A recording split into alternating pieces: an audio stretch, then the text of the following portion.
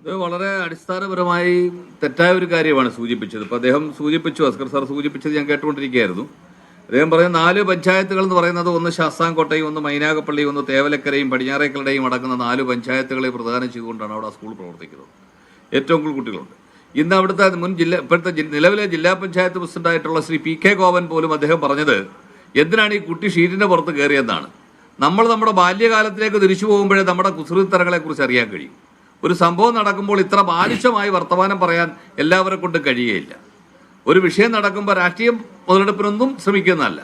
പക്ഷേ ഒരു കാര്യം, എല്ലാവരുടെയും കൂട്ടായ തീരുമാനത്തിലൂടെയാണ് അവിടെ പ്രവർത്തനം നടക്കുന്നതെന്ന് പറയുന്ന അടിസ്ഥാനരഹിതമാണ്. അവിടെ ഒരു പ്രത്യേക കേന്ദ്രം മാത്രമാണ്. അവിടെ ആരൊക്കെയാണ് മെമ്പർമാർ? നേരത്തെ എൻ്റെ സെക്രട്ടറി ആയിട്ടിരുന്ന ആളാണ് പി കെ ഗോപൻ.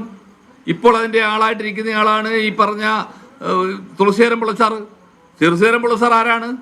അവിടുത്തെ ലോക്കൽ കമ്മിറ്റി സെക്രട്ടറിയാണ്. ഈ സ്കൂളിൻ്റെ യഥാർത്ഥ മാനേജർ ആരായിരുന്നു? അദ്ദേഹം പറയും സി പി ആശാന്റെ കയ്യിലുള്ള സ്കൂളാണല്ല. സി പി ആശാനൊക്കെ പിന്നെ വന്നാണ്, തിരഞ്ഞെടുക്കപ്പെട്ടതിന് ശേഷം വന്ന ഒരാളായിട്ട് വന്നയാളാണ്. അപ്പോൾ ഈ സ്കൂൾ യഥാർത്ഥത്തിൽ ആരുടെ ആയിരുന്നു എന്ന് ചോദിച്ചാൽ അത് നേരത്തെ ഈ സ്കൂൾ ഉണ്ടായിരുന്ന ആരുടെയാണെന്നുള്ളത് വളരെ വ്യക്തമായി ജനങ്ങൾക്കറിയാം. ആ സ്കൂൾ പ്രവർത്തിച്ചുകൊണ്ടിരുന്ന സമയത്ത് സ്കൂള് തെന്നൂരെ ഗോവിന്ദച്ചാർ എന്ന് പറയുന്ന ഒരാളിൻ്റെ പേരിലുള്ള സ്കൂളായിരുന്നു. അവർ നടത്തിക്കൊണ്ടിരിക്കുമ്പോൾ അന്നത്തെ സാമ്പത്തിക ബുദ്ധിമുട്ട് കൊണ്ട് ഇത് മുന്നോട്ട് കൊണ്ടുപോകാൻ കഴിഞ്ഞില്ല. വളരെ പ്രയാസമായിരുന്നു. ഇന്നത്തെ ഒരു കാലാവസ്ഥയൊന്നുമല്ല അന്നൊരു വിദ്യാഭ്യാസ സ്ഥാപനം കൊണ്ടുപോകാൻ. അത് കഴിഞ്ഞിട്ടാണ് ഇത് നെടുമ്പുറത്ത് രാമൻപിള്ളയെ ഏൽപ്പിക്കുന്നു. നെടുമ്പുറത്ത് രാമൻപിള്ളയ്ക്കും ഇത് കൊണ്ടുപോകാൻ കഴിഞ്ഞില്ല. അദ്ദേഹം പ്രജാസമിതി അംഗമൊക്കെ ആയിരുന്നു. അദ്ദേഹത്തിന് ഇത് മുമ്പോട്ട് കൊണ്ടുപോകാൻ കഴിഞ്ഞില്ല. അവസാനം എന്തായിരുന്നത്? ഇത് ജനങ്ങളാൽ തെരഞ്ഞെടുക്കപ്പെട്ടൊരു സമിതിക്ക് വേണ്ടി ഇത് വിട്ടുകൊടുക്കുകയാണ് ചെയ്തത്. അങ്ങനെ 3 പാനലുകൾ മത്സരിക്കപ്പെട്ടു. അന്ന് സി പി ആശാന്റെ പാനലാണ് ജയിച്ചത്. ആ ജയിച്ച് സി പി ആശാന്റെ പാനൽ ജയിച്ചതിന് ശേഷം പിന്നീട് ഒരാളിനും അങ്ങോട്ട് പ്രവേശനമില്ല. ഇവിടെ എത്ര മെമ്പർമാരുണ്ട്? ആരാണ് മെമ്പർമാർ? ഏവർക്കാണ് ജനകീയമായ സമിതിയാണോ അവിടെ ഭരിക്കുന്നത്? അല്ല, ഒരു പാർട്ടിയുടെ സമിതിക്ക് മാത്രമാണ് ഈ സ്കൂള്. ആ പാർട്ടിയുടെ സ്വാധീനം ഉപയോഗിച്ചുകൊണ്ടാണ് യഥാർത്ഥത്തിൽ ഇതെല്ലാം നേടുന്നത്. അല്ലാതെ നിഷ്പക്ഷമായ അല്ലെങ്കിൽ സുതാര്യമായ ഒരു നിലപാടിലൂടെ ഒന്നുമല്ല ഇത് കൊണ്ടുപോകുന്നത്. ആ പോരായ്മയാണ് ഈ സ്കൂളിന് പറ്റിയിട്ടുള്ളത്. എപ്പോഴും സ്വാധീനമുണ്ട് എന്നുള്ളത് കൊണ്ട് എന്തും ചെയ്യാൻ കഴിയുന്ന തരത്തിലേക്ക് ഇതിനെ മുന്നോട്ട് കൊണ്ടുപോകാൻ കഴിയുമെന്നുള്ള ഒരു ദാർഢ്യമാണ് ഇവർക്ക് മുന്നിലുള്ളത്. അതാണ് ഇവിടെ കൊണ്ടെത്തിച്ചത്. അതുകൊണ്ട് ഇനിയെങ്കിലും ഒരു പഠനം നടത്തി ഇതിന് പോരായ്മ വന്നിട്ടുള്ളത് എവിടെയാണെന്ന് പഠിച്ച്, അല്ലാതെ ഇവിടെ വേറെ ആർക്കും മെമ്പർഷിപ്പ് കൊടുക്കില്ല. സ്കൂളിൽ അവിടെ തെരഞ്ഞെടുപ്പ് നടന്നാൽ വേറെ മെമ്പർഷിപ്പ് കൊടുക്കില്ല. ആ പ്രദേശത്തുള്ള എത്ര അധ്യാപകരുണ്ട് അവിടെ? ഈ അടുത്ത കാലത്ത് ആ സ്കൂളിൽ നടന്ന വളരെ വിവാദമായൊരു സംഭവമുണ്ട്. കേരളത്തിൽ ഏറ്റവും അറിയപ്പെടുന്ന സി പി എമ്മിൻ്റെ നേതാവാണല്ലോ ഇ കാസിം. അദ്ദേഹത്തിൻ്റെ മകൾ പഠിപ്പിക്കുന്ന സ്കൂളാണ് അവിടെ. ആ മകൾക്കെതിരെ ഉണ്ടായ പീഡനം എന്താണ്? അവിടെ ഫോൺ എടുത്ത് വെച്ച് എന്തെല്ലാം അക്രമം അവിടെ കാണിച്ചു. അതിനെതിരെ ശാസ്താംകോട്ട പോലീസ് കേസെടുത്തില്ലേ?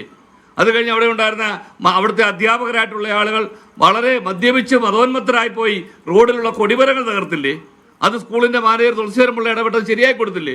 അവിടെ എന്ത് ആവാസത്തരവും നടക്കുന്ന തരത്തിലേക്ക് ആ സ്കൂൾ പോയി എന്നുള്ളതാണ് യാഥാർത്ഥ്യം. അവിടെ മറ്റുള്ളവർക്ക് പ്രവേശനമോ മറ്റു കാര്യങ്ങളോ ഒന്നും ഉണ്ടായിരുന്നില്ല എന്നുള്ളത് കൊണ്ടാണ് ഇത്രയേറെ ഉണ്ടായത്. ഇനിയുള്ള സമയങ്ങളിലാണ്, ഇപ്പോഴാണ് ഒരു വിഷയം വന്നപ്പോഴാണ് ജനങ്ങൾ ഇതിനെക്കുറിച്ച് പഠിക്കാൻ കഴിഞ്ഞത്. അതുകൊണ്ട് ഇതിനകത്ത് പ്രത്യേകിച്ച് ഞങ്ങൾക്ക് രാഷ്ട്രീയമോ മറ്റു കാര്യങ്ങളൊന്നുമില്ല.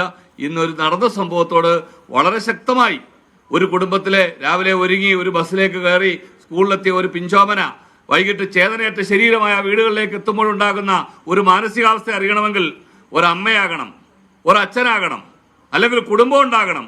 ഇതില്ലാത്തവർക്ക് വൈകുന്നേരങ്ങളിൽ മീഡിയയുടെ മുമ്പിൽ വന്നിരുന്ന് പറയാം സ്കൂൾ മാനേജറിന്റെ ഭാഗത്തുനിന്ന് ഒരു കുഴപ്പവും ഉണ്ടായില്ല എന്ന് പറയണമെങ്കിൽ അത് കോവൂർ കുഞ്ഞുമൻ MLA പോലുള്ളവർക്ക് മാത്രമേ കഴിയൂ. മറ്റൊരാളിനും കഴിയില്ല. ഞങ്ങളെപ്പോലുള്ളവർക്ക് കഴിയില്ല. ഞങ്ങളുടെയൊക്കെ വീടുകളിൽ നിന്ന് രാവിലെ കുട്ടികൾ സ്കൂളിലേക്ക് പോകുന്നവരാണ്, ഞങ്ങൾ കൊണ്ടുവിടുന്നവരാണ്.